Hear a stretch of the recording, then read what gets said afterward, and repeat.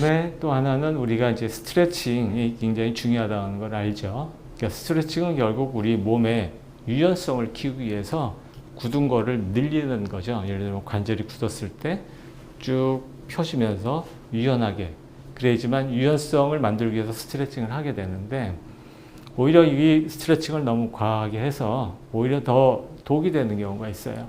뭐 나이가 들면 몸이 점점 뻣뻣해지죠. 저도 마찬가지였는데 안 쓰던 관절, 근육을 갑자기 쓰려다 보면은 굳었던 것들을 늘릴 때 너무 과하게 되면 오히려 더 막 찢어질 수가 있어요. 근육 같은 것들이.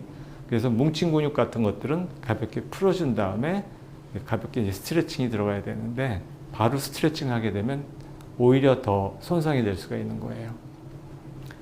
게다가 이제 선수들 같은 경우는 좀 더 유연하게 하기 위해서 좀 반동을 주면서 이제 스트레칭을 할 수가 있는데 일반인들은 그렇게 하다가 오히려 더 부상을 입는 경우가 있어서 간혹가다 저를 찾아오는 분들 중에서도 이 스트레칭 하다가 찢어져서 오는 경우가 많습니다. 저도 이제 가끔가다 이제 어떤 날 추운 날 이제 운동을 나가서 이제 바로 그 자리에서 이 승모근 스트레칭을 하다가 삐끗한 적이 있어요.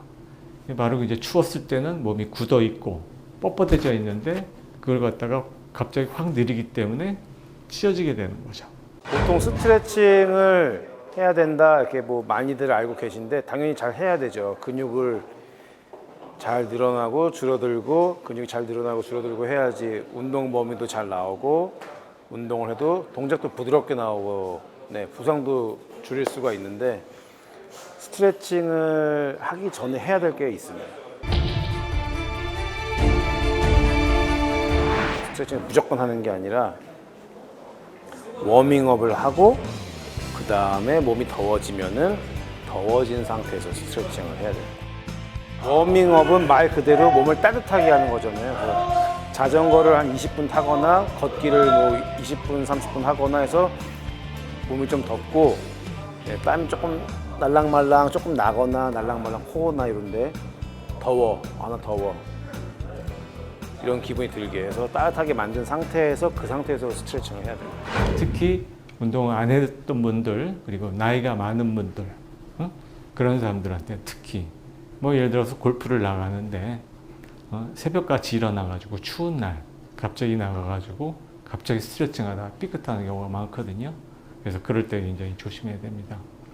그리고 축구를 또 안 하다가 추운 날 갑자기 나가서 스트레칭 한다고 하다가 아킬레스건이 찢어져서 오는 사람도 있었고 그렇기 때문에 스트레칭 할 때는 조심스럽게 해야 된다는 거고요.